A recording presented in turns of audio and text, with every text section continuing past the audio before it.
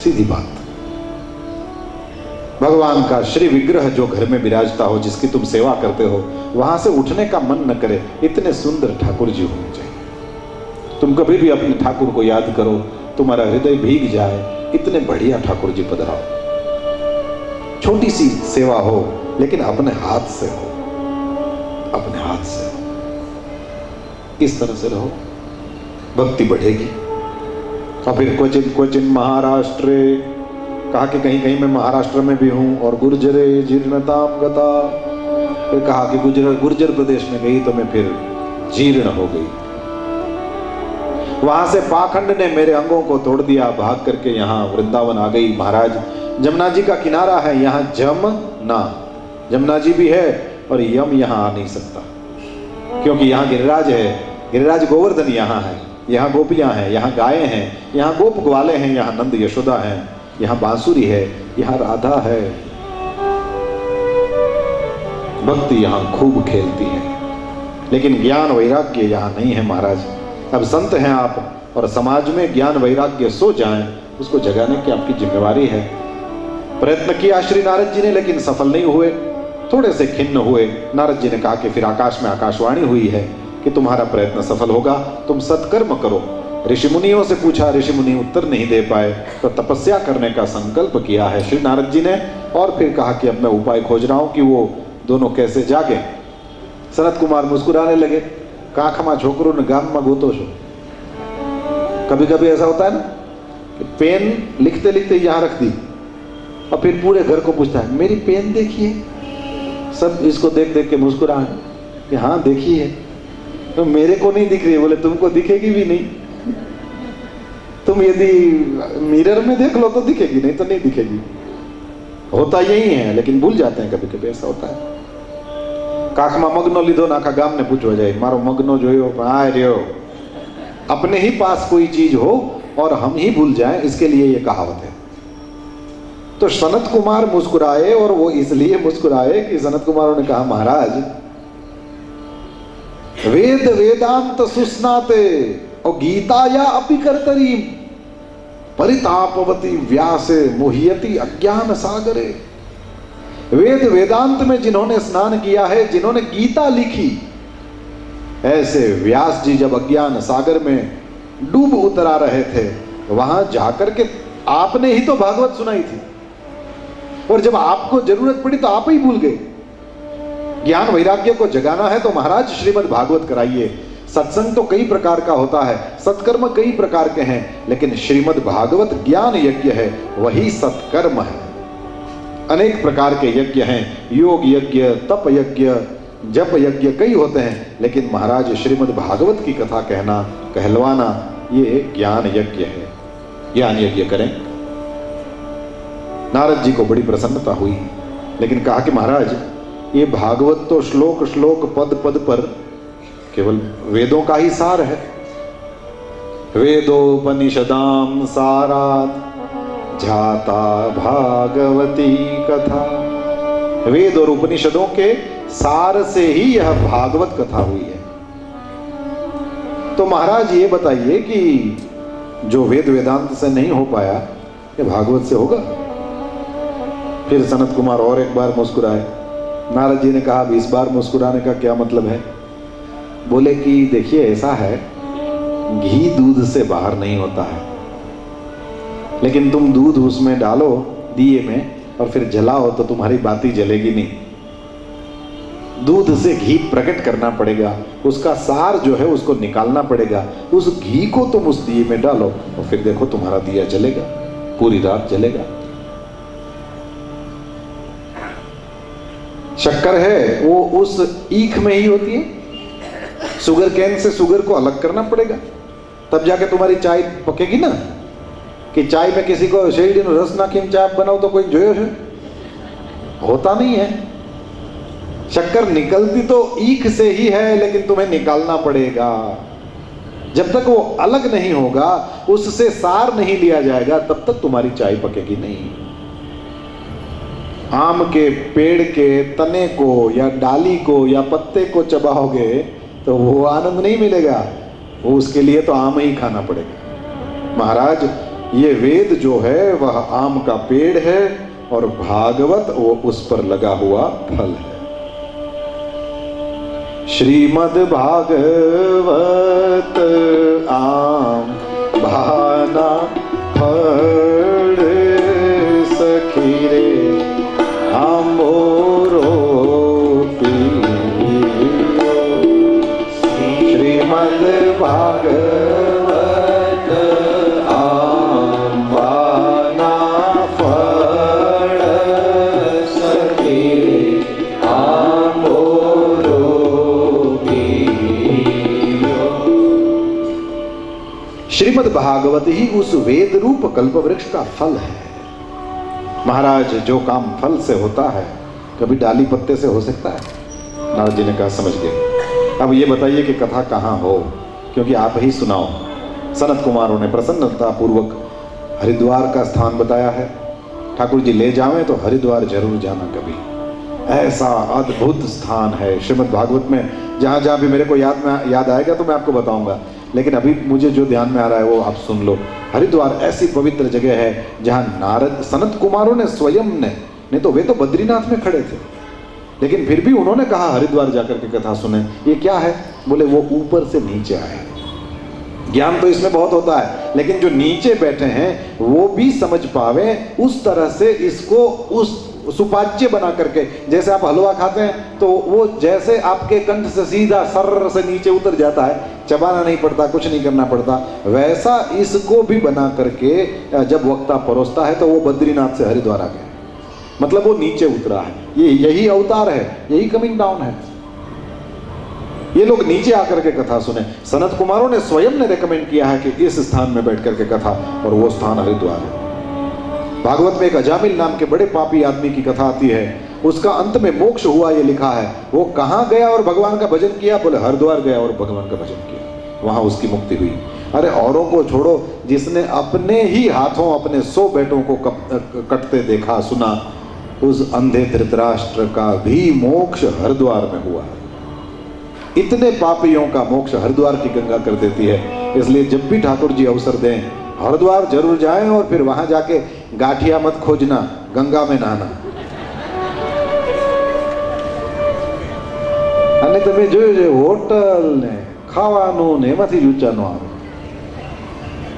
આપણી પ્રજા છે ગુજરાતી, કે તમે ગુજરાતી માણસને તમે એમ કહો ને સંતોષી માતાનું વ્રત કરો તો એમ નહીં પૂછે કે એમાં શેનું પૂજા હોય, એમાં કેટલાય માળા કરવાની હોય, એમાં શું ખવાય। સ્ટાર્ટિંગ જ આપણું અહીંથી થાય। બોલો ક્યાં ભગવાનની પૂજા થાય કે કેટલી માળા કરવાની કે રાતમાં જાગવાનું, કઈ વાત જ નહીં।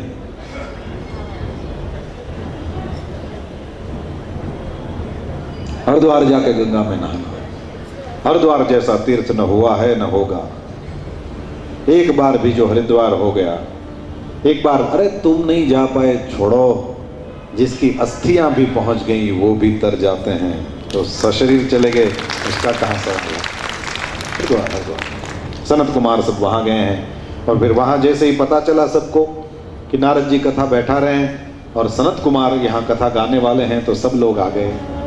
भृगुरु वसिष्ठः च्यवनश्च गौतमो मेधातिथिर्देवलदेवरातौ रामस्तथा गाधिसुतश्च शाकलो मृकण्डुपुत्रात्रिजपीपलादा।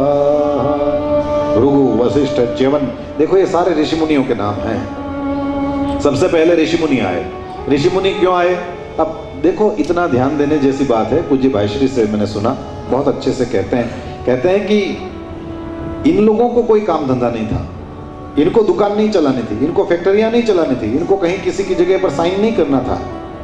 लेकिन ये जप तप करने वाले, यज्ञ याग करने वाले, होम हवन करने वाले भी जब पता चला कि कथा है, तो होम हवन, यज्ञ याग, स्वाध्याय, वेदाध्ययन को भी छोड़ के कथा में आए। कथा का ये महत्व है। कि ये सारी अलौकिक क्रियाएं करने वाले, ये सारे परंपरा से धर्म का सब अनुष्ठान करने वाले भी अपने अनुष्ठानों को छोड़ छोड़ करके कथा में, भगवान की जहाँ कथा होती हो वहाँ आकर के बैठते हैं। तो जो काम धंधों में उलझे हैं उनके लिए कितना आवश्यक है, सारे आकर के बैठे हैं। वेदांत आए, वेद आए, मंत्र तंत्र मूर्ति धारण करके आए, 17 पुराण आए, 6 शास्त्र आए, गंगादि नदियाँ आई, पुष्करादि सरोवर आए हैं, सारे क्षेत्र, सारी दिशाएं, दंडकादि वन आए हैं। सबको अपने अपने स्थान पर बैठा हुआ देखा। सनत कुमारों ने महिमा का गायन किया है। सदा सेव्या सदा सेव्या श्रीमद् भागवती कथा, यस्या श्रवण मात्रेण हरिश्चित्तं समाश्रये। सदा सेव्या सदा सेव्या, इस भागवती कथा का सदा सेवन करते रहो। क्यों? बोले जो सुन भर लेता है उसके चित्त में श्री हरि आकर के बैठ जाते हैं। याद रखना, पहले तुम हरि को बुलाओ, फिर हरि तुमको बुला लेंगे। नियम इतना ही है, जो उनका हुआ वे उनके हो जाते हैं। गुजराती में एक सीधी सादी एक काव्य पंक्ति हो, ऐसा है, सब समझ जाएंगे। जे हरि ने ना विसारे तेने हरि ना विसारे। जो हरि को नहीं विसरते हैं, हरि उनको नहीं विसारते। केवल सुन भर लो, भगवान चित्त में आ जाएंगे। श्रीमद् भागवत जैसा शास्त्र न हुआ है न होगा। 18,000 श्लोकों में 12 स्कंधों में परीक्षित और सुखदेव जी महाराज का यह संवाद है, इसको सुना जाए। 1000 अश्वमेध यज्ञ, 100 वाजपेयी यज्ञ मिलकर के भी ये सुखदेव जी के द्वारा गाए गए शास्त्र की कोई समता नहीं कर सकते। तभी तक शरीर में पाप रहते हैं जब तक कथा न सुनी हो। गंगा गया काशी पुष्कर प्रयाग से भी ये बढ़कर है, ये कहा गया है। लिखा है कि यदि किसी को मुक्ति की प्राप्ति करनी हो तो रोज भागवत का पाठ करो। कितना पाठ करें? बोले 1 श्लोक का पाठ करो। आपको पता है ये कृष्णाय वासुदेवाय है, ये भागवत का श्लोक है। कृष्णाय वासुदेवाय हरये परमात्मने प्रणत क्लेशनाशाय गोविंदाय नमो नमः। इतना ही है। कहते हैं रोज बोलो तुम्हारा मोक्ष हो जाएगा। किसी ने कहा महाराज इतना भी टाइम नहीं है। अच्छी बात है, इतना भी टाइम नहीं है तो और थोड़ा सरल कर दें। प्रणत क्लेशनाशाय गोविंदाय नमो नमः। इतना बोल दो बस, रोज मोक्ष हो जाएगा। अब फिर दुनिया में नंग तो पीड़े अच्छे ना,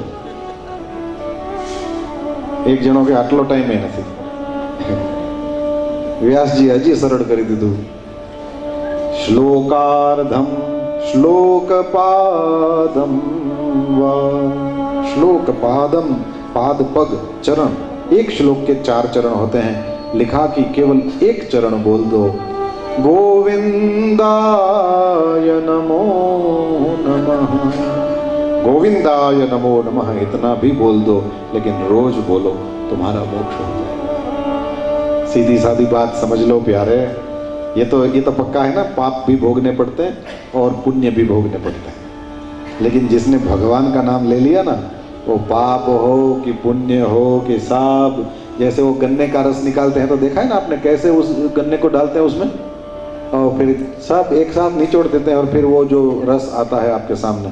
उस तरह से जिसने भी भगवान का नाम ले लिया, चाहे कई हजार जन्म में कितने भी पाप किए हों, करोड़ पाप हों कि अब इतने उससे भी ज्यादा पाप हो, जितना भी हो, चाहे जितने पुण्य हो, सब जल जाता है और एकमात्र गोविंद आपके सामने खड़ा होता है।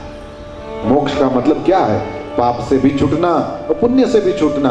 क्योंकि पाप भी बाकी रह जाते हैं तो फिर माँ के पेट में भगवान डालेंगे और 9 महीने वहां रह करके फिर जन्म लोगे, पाप भोगने आओगे। और यदि वो पुण्य भी रह गए तो उसके लिए भी आना पड़ता है। भोगना तो पाप भी पड़ता है, वो पुण्य भी, लेकिन भगवान को पुण्य अर्पण कर दो और पाप भोग लो। जय सिया राम। गोविंदाय नमो नमः। केवल इतना भी रोज बोलने की अपनी जीव को आदत डालो और देखो फिर क्या होता है। क्योंकि आम के बारे में बातें करें और आम कितने प्रकार के होते हैं, और गुजरात में कैसा होता है, महाराष्ट्र में कैसा होता है, दक्षिण भारत में कैसा होता है, जम्मू कश्मीर में होता है कि नहीं होता है, विदेश में कैसा होता है, आम के बारे में ज़्यादा डिस्कस करने से अच्छा है चाकू लो, काटो, खा लो।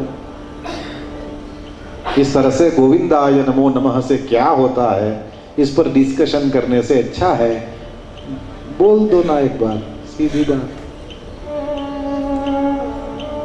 मैं आज से शुरू करके 7 दिन तक आपके सामने बहुत कुछ बक करने वाला हूं, लेकिन फिर भी ये याद रखना, ये मेरा अपना निजी अभिप्राय नहीं है, ये हमारे सनातन धर्म का सिद्धांत है। हमारा धर्म बोलने सुनने का धर्म नहीं है, डिस्कशन का ये धर्म नहीं है, ये आचरण का धर्म है।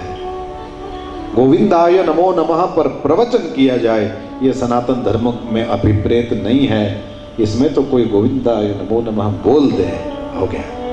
आम पर डिस्कशन नहीं करने हैं, आम खा लेना है, बस इतना कर दिया तो फिर देखिए ऐसा है कि हमारी जिम्मेवारी है कि हमारा मोक्ष हो, हमारी जिम्मेवारी है कि भगवान के प्रति हमारे हृदय में प्रेम प्रकट हो, हमारी जिम्मेवारी है कि हमारे हाथों से सत्कर्म हो। उसके लिए यदि ठीक से कर जाओ तो एक जन्म भी पूरा, एक जन्म भी इनफ, इससे ज्यादा की जरूरत भी नहीं है। लेकिन वो हम ठीक से कर सकें वो नहीं कर पाते हैं, इसलिए भगवान हमको बार बार कराते हैं, फिर से करो, फिर से करो, फिर से करो, और वो ठीक कर नहीं पाते हम लोग। बाकी यदि ठीक से कर लो तो एक जन्म भी बस है, जरूरत नहीं है ज्यादा करोड़ जन्म और 84 लाख जन्म ऐसे कहते हैं, 84 लाख योनियां हैं, सब में घूमते हैं। उसका कारण कुछ नहीं, वो ठीक से जो करना है वो नहीं करते हैं, इसलिए। नहीं तो हाथी पड़ा था कीचड़ में और वहां से ठाकुर जी ने श्री हरि बन के आए और उस गजेंद्र का भी तो उद्धार किया। भागवत में ये भी कथा भी तो है। ठीक से किया तो एक जन्म भी बस है, वो नहीं करते हैं इसलिए बार बार लेना पड़ता है। तो गोविंदाय नमो नमः इतना भी बस है। मतलब ये है कि भगवान को तुम्हारे ऊपर कृपा करने के लिए थोड़ी सी जगह चाहिए, बस एक बार जगह दे दो तो फिर तो वो अपना काम करते हैं। जब सनत कुमारों ने ये दिव्य महिमा सुनाया तो फिर वो भक्ति ज्ञान वैराग्य पड़े थे जमुना जी के किनारे पर, वहां खड़े हो गए और वहां से श्री कृष्ण गोविंद हरे मुरारे का कीर्तन करते हुए यहां आ गए। सुत पुराणी ने कहा, एवं न गाह श्रवणो रुधर में प्रकाश्यमाने ऋषिभिः सभायां आश्चर्यमेकं समभूत दानिं तदुच्यते संशृणु शौनकत्वं भक्तिः सुतौ तौ तरुणौ गृहीत्वा प्रेमैकरूपा सहसा विरासी। श्री कृष्ण गोविंद हरे मुरारे नाथेति नामानि मुहुर्वदन्ति। श्री कृष्ण गोविंद हरे मुरारे हे नाथ नारायण वासुदेव।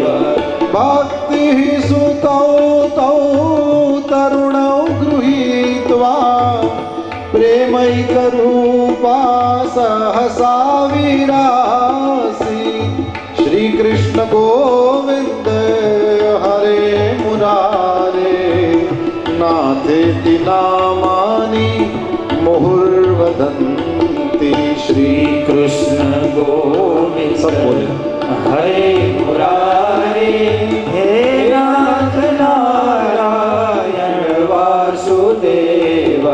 श्री कृष्ण गोविंद हरे मुरारे हे नाथ नारायण वासुदेव। श्री कृष्ण गोविंद हरे मुरारे हे नाथ नारायण वासुदेव।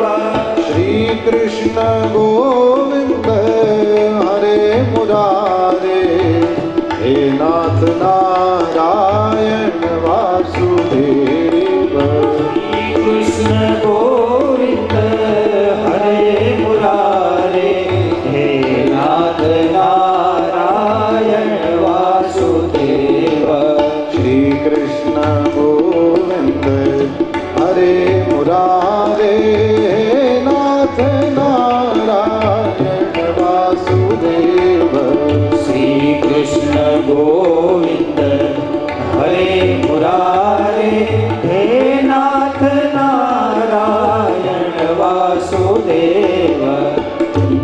महारानी जैसे ही आई, सब लोग देखने लगे कि ये नाचने गाने वाले ये सब कौन है।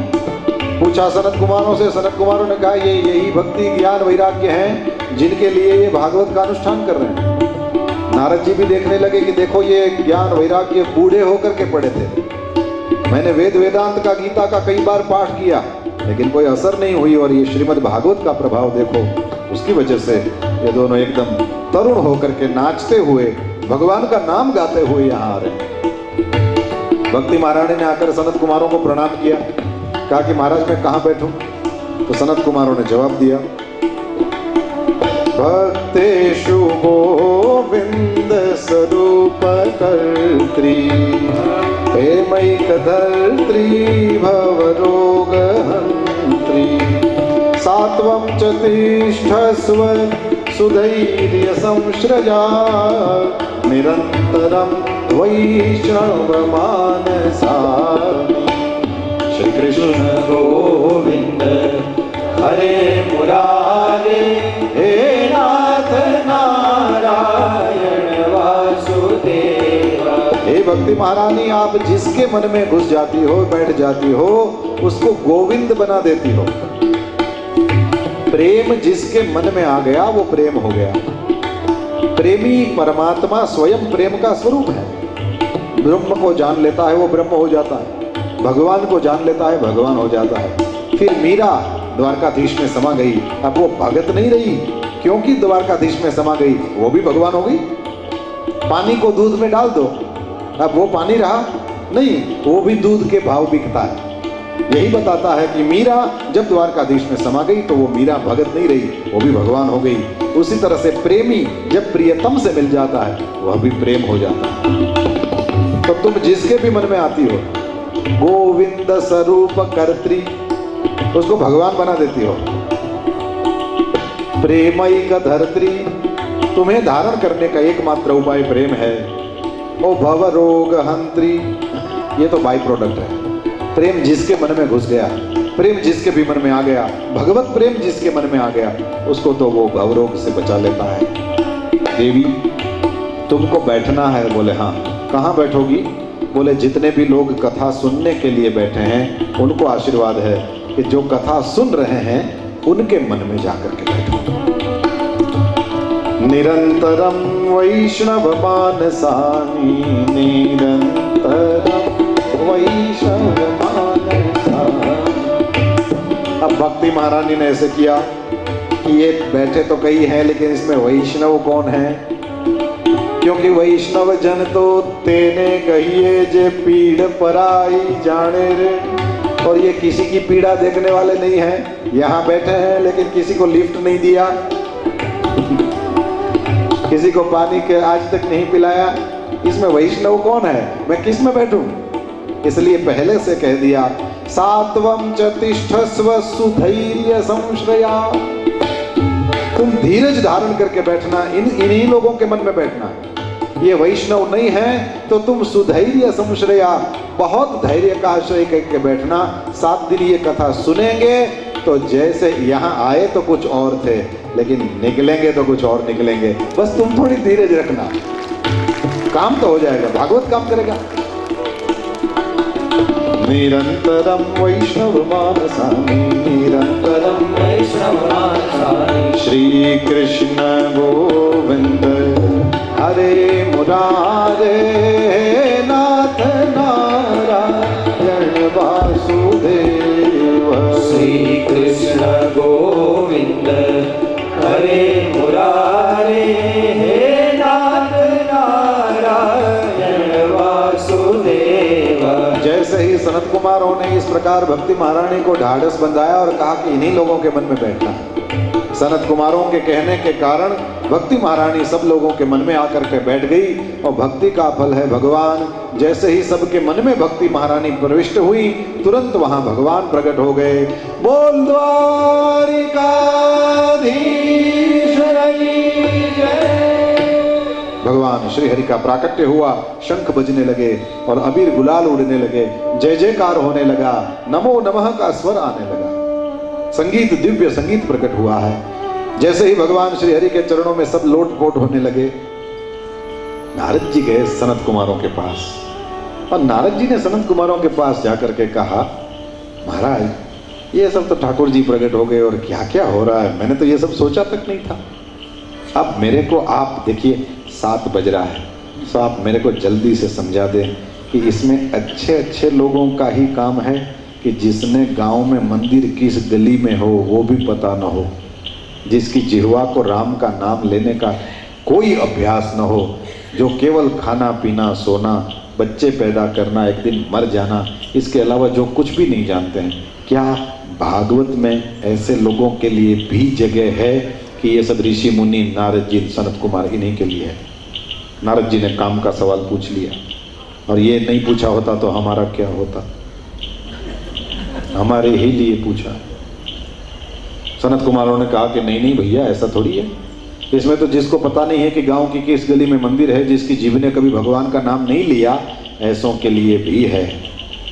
फिर आत्मदेव का एक बिगड़ेल बेटा था, उसका नाम धुंधुकारी था। कैसे पैदा हुआ? बोले आत्मदेव और धुंधुली का गृहस्थाश्रम चल रहा था, बच्चा नहीं हुआ। एक दिन एकदम डिप्रेशन में आ गया, जंगल में गया आत्महत्या करने। वहाँ संत ने एक फल दिया, संत के उस फल को खाने से धुंधुली को बच्चा होना था, लेकिन उसकी बहन के साथ उसने सलाह करी, खुद फल नहीं खाया, परीक्षा के लिए गाय को खिला दिया। उसके बाद में उसकी बहन ने कहा कि देखो तुम्हारे पति को तुम थोड़ा छलो, अपने पेट पर कुछ वो तकिया वकिया बांध के उसको कहो कि मैंने फल खा लिया, मेरे बच्चा होने वाला है। धुंधुली ने कहा लेकिन 9 महीने बाद क्या होगा? बोले मेरे पेट में बच्चा है, मैं वो तुम्हें दे दूंगी, तुम अपने पति को दे देना, कहना मैंने बच्चा जना है और फिर तुम हमको पैसा दे देना। तो बताइए कैसी बुद्धि रही होगी इसकी कि जो जन्मा नहीं है उसको बेच दिया। उसके बाद क्या हुआ? बोले बस वही आत्मदेव को छला और 9 महीने बाद जब उसकी बहन को जब बच्चा आया तो रात में आकर के वो बच्चा दे गया, इसने उसको पैसा दिया। सवेरे तो जोर जोर से चिल्लाने लगी मेरे बच्चा हुआ है, बेटा हुआ है। आत्मदेव तो इतना प्रसन्न हो गया क्योंकि जंगल में मरने तक चला गया था, डिप्रेशन का शिकार हो गया था। उसने जब देखा कि मेरे घर बच्चा हुआ है तो पूरे घर को सजाया है, दान देने लगा, बाजे बजाने वालों को बुलाया और दान खूब होने लगा, उत्सव होने लगा। अब उसको भी पता नहीं था कि ये बच्चा उसका नहीं है। फिर क्या हुआ? बोले 3 महीने बाद उसी घर में, क्योंकि वो फल गाय को खिला दिया था इसलिए गाय ने भी बच्चा जना। उसके कान गाय जैसे थे, सो कान कर्ण और गाय गो, तो गाय जैसे कान गो कर्ण, ऐसा उसका नाम रखा। और फिर वो जो बच्चा था खरीदा हुआ, उसका नाम धुंधुकारी रखा। बड़ा पापी, ऐसे ऐसे पाप लिखे हैं भैया, पढ़ने को मन नहीं करता। मतलब आप समझ लो कि घिनौने से घिनौनी चीजें वो करता था, मुर्दे के हाथ से खाता था, ऐसा लिखा है। इसकी कल्पना नहीं कर सकते हम लोग। संतों ने समझा दिया कि जिसके हाथ भगवान की सेवा नहीं करते, शावऊ करऊ, ये मुर्दे के ही हाथ हैं। भागवत जी ने ही समाधान दिया। लेकिन वैसे सोचो कोई मुर्दा पड़ा हो, उसके हाथ से कोई वो कोर रोटी का टुकड़ा उठवाए और खाए, कैसे हो सकता? मतलब घिनौनी से घिनौनी चीजें करता था। हाथ में चमड़े का पट्टा लेके घूमता रहता था, साथ में कुत्ते रहें और वैसे ही गांव के जो सब ऐसे नालायक लोग हों सब साथ में रहें। किसी अंधे को परेशान किया, किसी लंगड़े लूले को परेशान किया, बस यही धंधा इनका, कमाना दमाना कुछ नहीं।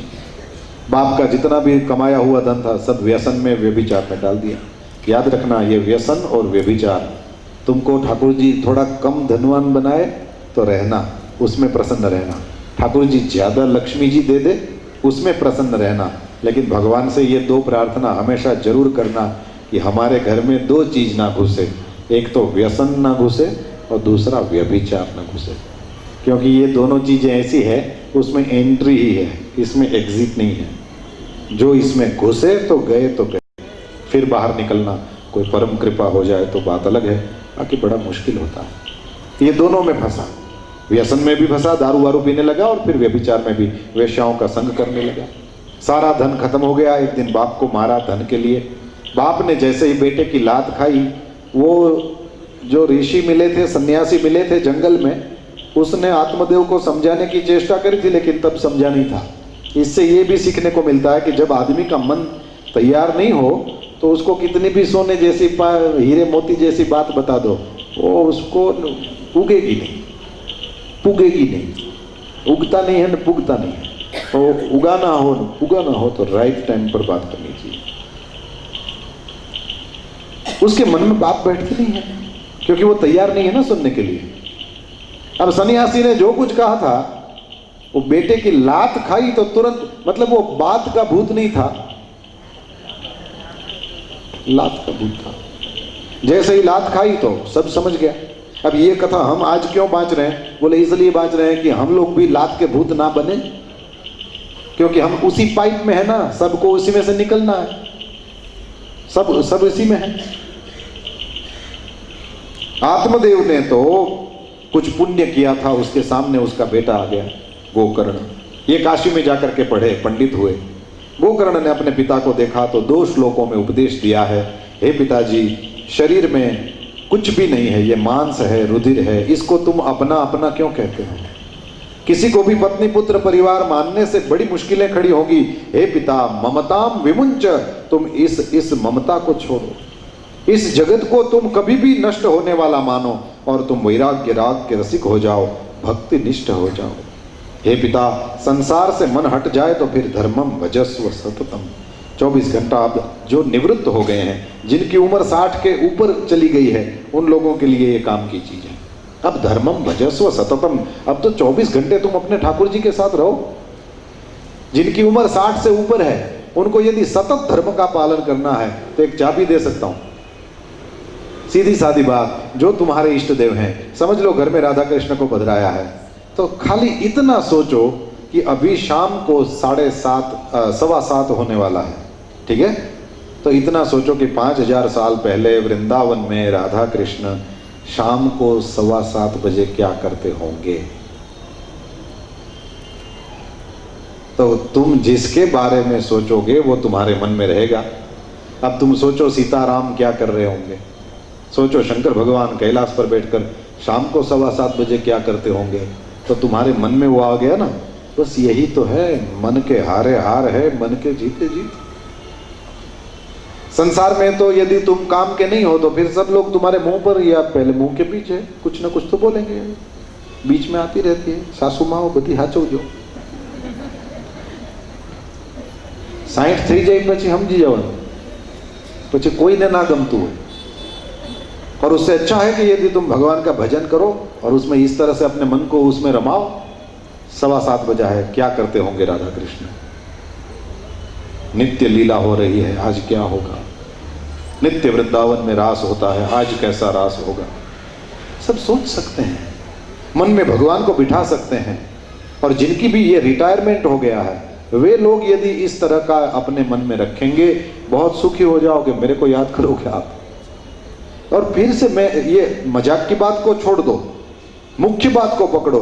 ये हमारे ऋषि मुनियों ने हमको समझाया है, ये हमारे साधु संतों का समझाया हुआ है। फिर से यही बात, हम तो इसमें से जो लिखा है ये कह रहे हैं आपको। हमको सुखी, हमारा जीवन सुखी हो, इसके लिए ऋषि मुनियों ने हजारों साल पहले ये सारी व्यवस्थाएं दी हैं। इसके अनुसार चलो और अपना जीवन सुखपूर्ण बनाओ।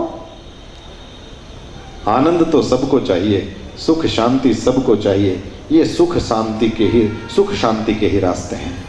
इस पर चल पड़ो, तुम पहुंच जाओगे सुख के पास, तुम पहुंच जाओगे आनंद के पास, तुम पहुंच जाओगे शांति के पास। हे पिता, अब धर्म का भजन करो, धर्म का सेवन करो, लोक धर्मों को छोड़ो। अब किसी की शादी है उसमें नहीं जाना है, कोई मर गया उसमें नहीं जाना है, मैं अपने भगवान का भजन करूंगा। अब किसी को मैं पसंद आता हूं तो भी ठीक है, नहीं आता हूं तो भी ठीक है, वो उसके अपने नजरिए से मुझे देखता है, मैं क्यों किसी के सर्टिफिकेट पर जीऊं? सिंपल। त्यजलोक धर्मान।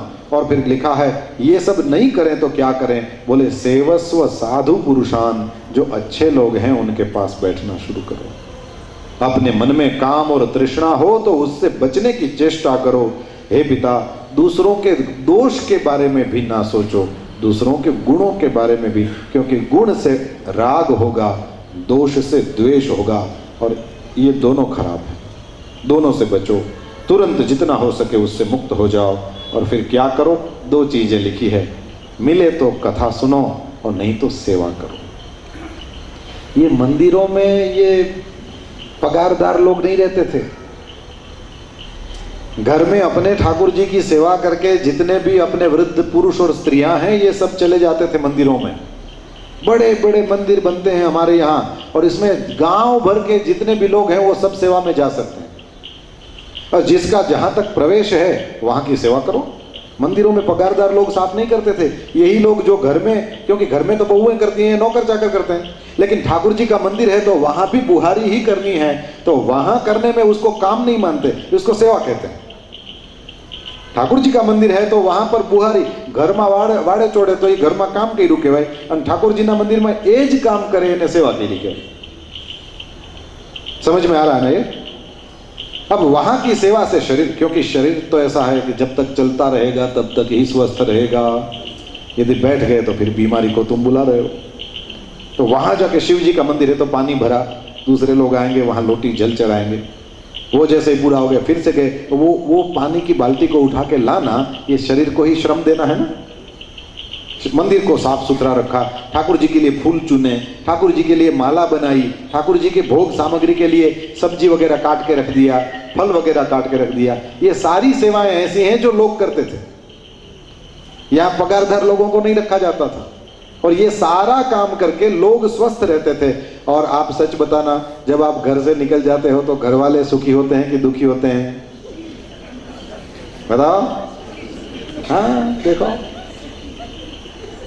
जब घर से चले जाते हो तो लोग राजी ही होते हैं, लोग ऐसे कहते हैं मैं चला जाऊंगा फिर क्या होगा, बासुंदी पूरी होगा और क्या होगा। तो एक बार जा तो खरो, बता राजी થાય છે। अब वो सवेरे की चाय पी करके चली गई सास जी, वो दोपहर में खाने के टाइम आती है ना तो बहुओं को भी अच्छी लगती है, क्योंकि इतने टाइम वो टक टक तो सिर से नहीं थी, हो गई ना, तो उसको गरम गरम रोटली मिलेगी। देखो सासू माँ सब सुनो, गरम गरम रोटली खानी है तो मैं कहूं ऐसे करो, ये इसमें लिखा है।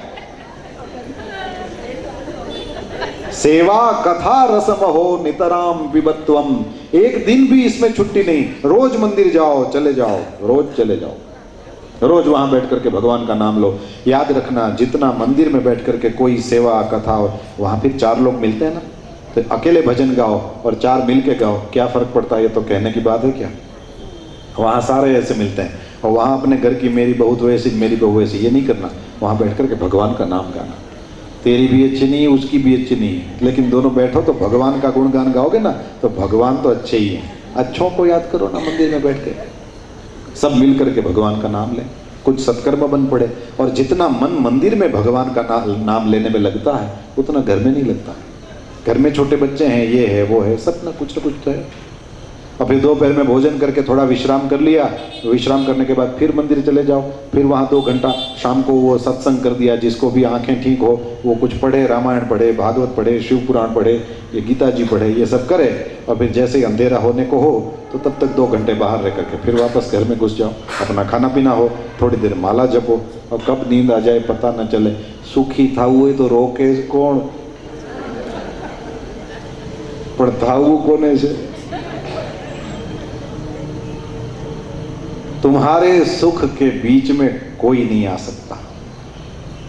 लेकिन ये गोकर्ण महाराज ने जो कहा, इस रास्ते पर चलो तो आत्मदेव सुखी हो गया।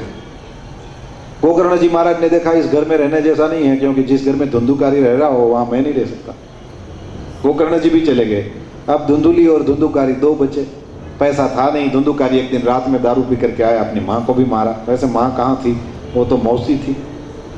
धुंधुली से रहा नहीं गया, वो कुएं में गिर करके उसने आत्महत्या कर ली। धुंधुकारी अकेला हो गया, वो 5 वेश्याओं को लाया, रोज चोरी करता था, सो 5 वेश्याओं ने मिलकर के एक दिन मार दिया, धन लेके सारी चली गई और ये प्रेत हुआ। गोकर्ण जी को पता चला तो उन्होंने गया जी में जाकर श्राद्ध किया, और गया में जाकर के श्राद्ध करके एक दिन घूमते हुए वे अपने नगर में वापस आए। तुंगभद्रा नदी के किनारे यह नगर था, ये लिखा है, तो ये कथा भी दक्षिण भारत से ही है। जैसे ही गोकर्ण जी महाराज आए तो देखा तो वो प्रेत के रूप में रहा हुआ धुंधुकारी सामने आया। हवा में ऐसे लगे आग है, कभी लगे गाय है, भैंसा है, कोई ये है वो है, ऐसा लगने लगा। गोकर्ण जी महाराज ने पूछा तो फिर वो दिखा, लेकिन वो बोल नहीं पाता था, इशारे करने लगा। गोकर्ण जी ने झलका छींटा दिया है, तुरंत बोलने लगा, अहम भ्राता त्वदीयोऽस्मि धुंधुकारीति नामतः स्वकीये नैव दोषेण ब्रह्मत्वं नाशितं मया। भैया भगवान ने मुझे ब्राह्मण का शरीर दिया, लेकिन मैंने ब्राह्मण का शरीर भी गंवा दिया। महाराज मुझ पर कृपा करें और मुझे इससे छुड़ाएं।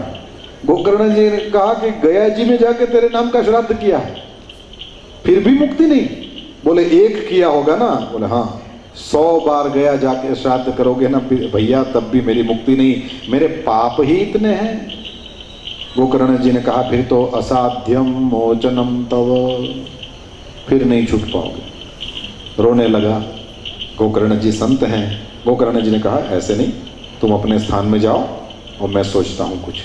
जैसे ही प्रातः काल हुआ, गोकर्ण जी सबसे मिले, सब ब्राह्मणों को बैठाया और कहा कि देखिए रात में धुंधुकारी मेरे पास आया था और उसकी सदगति गया श्राद्ध से भी नहीं हुई है। अब आप लोग अपना पोथी पत्रा खोलो और बताओ कि फिर गया श्राद्ध से मोक्ष नहीं होता तो किससे होता है? सब लोग देखने लगे लेकिन कुछ मिला नहीं। सब ने कह दिया कि फिर तो नहीं हो सकता। उस समय गोकर्ण जी महाराज ने सूर्य नारायण को प्रार्थना करी है। याद रखिए, सब देवताओं को कुछ कुछ प्रिय होता है।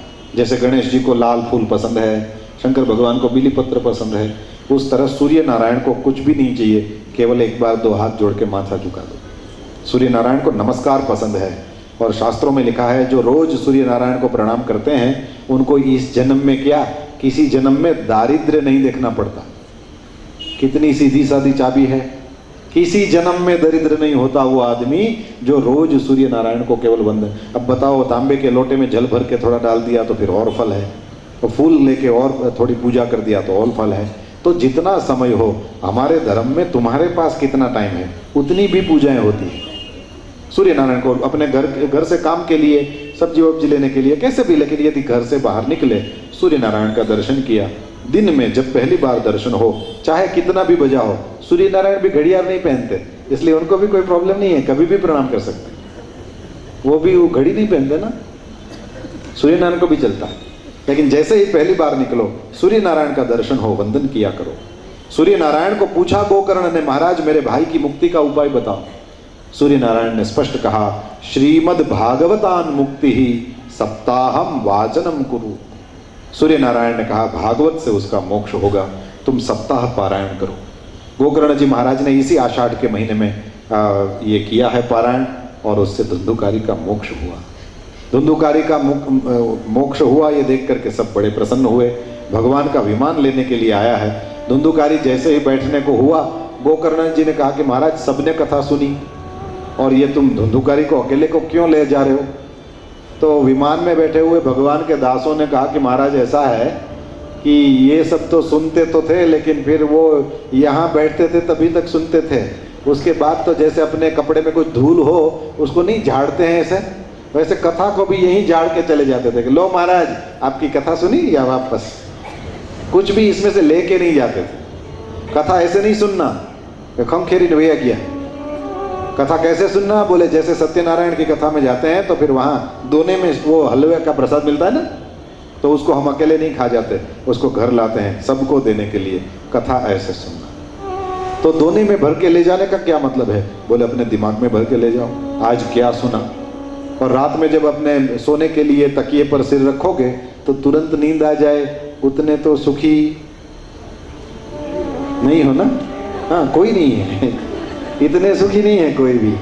तकिए पर सिर रखा कि जय श्री कृष्ण, ऐसा नहीं होता है। थोड़ा टाइम मिलता है, बस वो जो टाइम है उस टाइम तुम कुछ भी नहीं कर रहे हो, इसलिए इधर उधर का दुनिया भर का पचड़ा अपने सिर में मत भरना। उस टाइम पर सोचना कि आज कथा में क्या आया था और उसमें से मेरे काम का क्या है, बाकी का छोड़ दो। 3 घंटे जितना बोला जाए सब सबके काम का नहीं होता है, लेकिन उसमें से आपके काम का जो हो, आपकी ट्यूनिंग जिसके साथ हो गई हो, आपको भी लगे कि हाँ मैं खुद स्वीकार करता हूँ यदि मैं ऐसे ऐसे करूँगा तो सुख शांति और आनंद जो मुझे चाहिए उधर मैं एक कदम और आगे बढ़ जाऊँगा, उस चीज़ को पकड़ो, उस तरह प्रैक्टिस करो, उस तरह अपना जीवन बनाने की चेष्टा करो। बस यही करना होता है। गोकर्ण जी महाराज ने दूसरे महीने में फिर से कथा करी श्रावण में, और फिर श्रावण में सबने श्रवण किया तो भागवत में लिखा है कि गोकर्ण के गांव में रहे हुए कीड़े मकोड़े को भी भगवान अपने धाम में लेंगे। बताओ, भागवत का यह सामर्थ्य है कि इस स्थान में जितने कीड़े मकोड़े जीव जंतु भी घूम रहे होंगे उनके भी सारे कई जन्म के जो पाप होंगे, पुण्य होंगे, सब खत्म हो जाएगा, वो सब भगवान के धाम में चलेगा। फिर तो अंतिम अध्याय में भागवत की कथा कैसे कहना वो सब कहा है। ये सब पंडाल बनवाना, सबके रहने की व्यवस्था करना, अच्छा अच्छा मेनू कार्ड बनाना, सबको भोजन के लिए ले जाना, पूजा करना और नियम लेना, वो हमारी बात हो गई ना, कैसे नियम क्या करना। बस हम हैरान नहीं थी ज़्यादा खोटा फराड़ फावे तो ज करવું, नहीं तो हैरान करे ना के। तो आराम से जैसे अपना कथा सुन सके वैसे रहना, सीधी बात। आनंद से, प्रसन्नता से कथा, प्रसन्नता से ही इसको करना, प्रसन्नता से ही इसको बराबर चलाते रहना, और जब विराम भी हो तो प्रसन्नता से ही करना। क्योंकि यार ये सब चीज़ें जो है वो जीवन में बार बार नहीं आती, वो जब भी आती हैं तो उस अवसर को, जैसे ऐसा है कि हाथ में मोती है और एक और हाथ में सुई है, अब वो उसमें पिरोना है लेकिन लाइट नहीं है, लेकिन बारिश की ये जो मौसम है उस वजह से कभी कभी बिजली चमक जाती है। अब वो जब तक बिजली हो जाए तब तक वो कर लिया तो कर लिया, नहीं तो फिर दूसरी बार बिजली हो इसकी राह देखनी पड़े। इस तरह ये संसार में जहाँ हम लोग अपने ये रोज का रूटीन ही ऐसा हो गया है कि इस तरह से सत्संग के लिए 7 दिन निकालना कोई आसान काम नहीं होता है, लेकिन अब निकाल ही लिया है तो फिर ये समझ लो बिजली कौंध रही है। अब ये 7 दिन तक जो कौंधने वाली बिजली है, इसमें अपने मन रूपी मोती को श्री कृष्ण रूपी उस सुई में ठीक से उसमें पिरो दो और सुंदर माला बन जाएगी जीवन की, और इसी को भगवान के ही कंठ में आरोपित कर सकेंगे। हम आप सब मिल करके इसको एक अनुष्ठान की तरह लें। अब मेरा तो विनम्र मत है, ये भागवत में नहीं लिखा, अब ये श्याम भाई अपनी जेब से बोल रहा है कि यदि हो सके तो मेरा आपको विनम्र ये एडवाइस है कि यदि आप कर सकें तो ऐसा करना चाहिए कि चाहे आप भूखे नहीं रह सकते तो 2 टाइम खा लो, लेकिन ऐसे सोचो कि मेरे घर में भागवत बैठी है, मैं 7 दिन तक झूठ नहीं बोलूँगा। मैं भागवत की कथा में बैठने वाला हूँ या बैठने वाली हूँ, मैं हो सकेगा तो 7 दिन तक किसी का अपमान नहीं करूँगा। मेरे से हो सकेगा मैं 7 दिन तक किसी को धक्का नहीं दूंगा। मेरे से हो सकेगा मैं किसी को सम्मान दूंगा। मेरे से हो सकेगा, यह भागवत का ही मंदिर है, भगवान का ही मंदिर है, इसको स्वच्छ रखने में और सब प्रकार की व्यवस्था में ये लोग तो हैं ही हैं, लेकिन फिर भी यदि आप जल्दी आ गए तो फिर ये सब कोई चेयर सब ठीक कर रहा है, आप भी लग गए। यहाँ बाद में प्रसाद बांटा जाएगा, यहाँ बाद में वो आरती सबको दिया जाएगा, उसमें जितना हो सकेगा मैं अपनी ओर से सेवा करूँगा। हो सके मैं किसी को लिफ्ट दूंगा, किसी को आना जाना होगा उसमें मैं मदद कर दूंगा। इस तरह से करें तो मुझे लगता है ये भी नियम हैं, लेकिन ये नए वाले नियम हैं, और इसको भी यदि हम पालन कर सकते हैं तो फिर बड़ा आनंद इससे भी मिलेगा। क्योंकि सत्संग का फल ही यही है, हमने अभी चर्चा करी, सनातन धर्म बोलने सुनने का धर्म नहीं है, ये आचरण का धर्म है। और हम यदि थोड़ा सा भी आचरण कर पाए, सबने मिल के थोड़ा थोड़ा कर, अब सब अपना अपना आंगन साफ कर दो, हो गया ना बेलगाम साफ।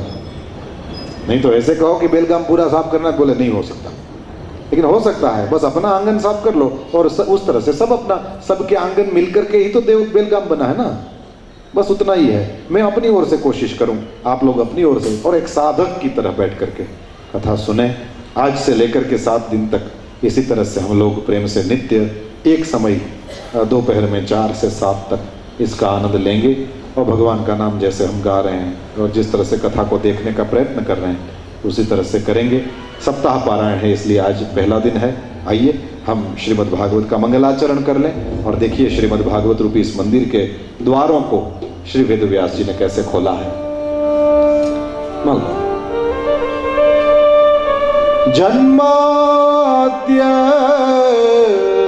यतोऽन्वयादितरतश्चार्थेष्वभिघ्नः स्वराट् तेने ब्रह्म हृदय आदिकवये मुह्यन्ति सूरयः तेजो वारिमृदां यथा विनिमयो यत्र त्रिसर्गो मृषा धाम्ना सदा निरस्तकुहकम्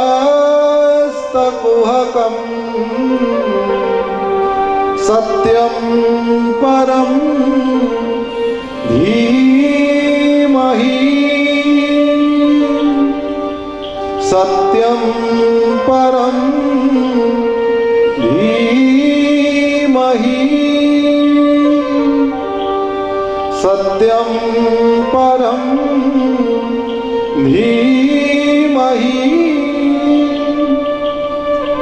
सत्यम परम धीमहि से श्रीमद् भागवत रूप इस दिव्य महालय के द्वार खुलते हैं। आइए फिर हम सब मिलकर के भगवान वेद व्यास जी के पीछे पीछे चलेंगे और इस दिव्य महालय में कैसे कैसे रत्न हैं हम सब कुछ देखने की चेष्टा करेंगे। आज प्रथम दिन की कथा को यहीं विराम दें। इस प्रारंभिक सत्र को विराम देते हुए आप सब जिस अनुशासन और जिस लगन के साथ सुन रहे हैं, जैसे कान के वो दोनों में भर भर के कथा रस को पी रहे हैं, इसको देखने का और आप सबके भाव को अनुभव करने का एक आनंद मैं ले रहा हूँ, इसलिए आप सबको धन्यवाद देता हूँ। बस इसी तरह से पिन ड्रॉप साइलेंस हो और ऐसे जब कथा चल रही हो तो फिर उसका आनंद एक विशेष होता है।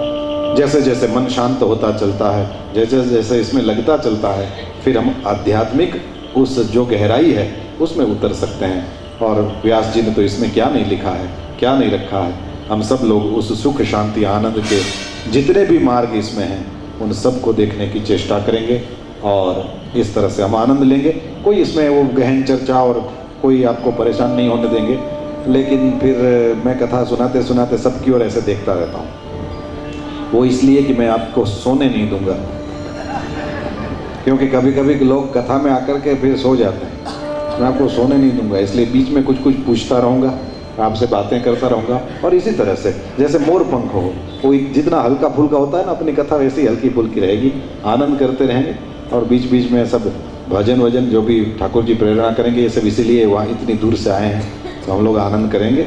और फिर ये भागवत जी का पारायण और ये सब तो चल ही रहा है अच्छी तरह से। सबके लिए भोजन वगैरह की भी यहाँ व्यवस्था है। उस तरह से जैसे भी व्यवस्था यहाँ यजमान परिवार ने करी हो उस तरह से सहयोग करते हुए करेंगे।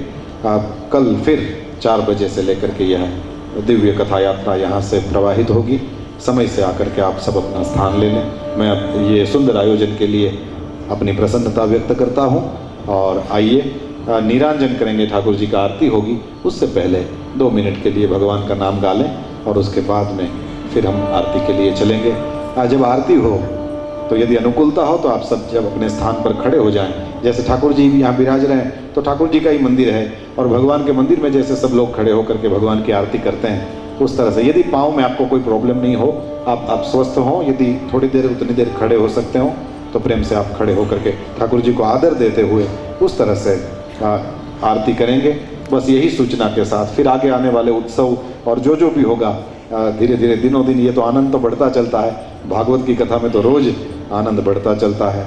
इसी तरह से फिर आपको सूचनाएं दी जाएंगी जैसे जैसे आगे होगा कार्यक्रम। और आज के लिए जब कथा विराम हो रही है तो आइए 2 मिनट के लिए भगवान श्री हरि का नाम गाएं। श्री कृष्ण गोविंद हरे मुरारे नाथ नारायण वासुदेव।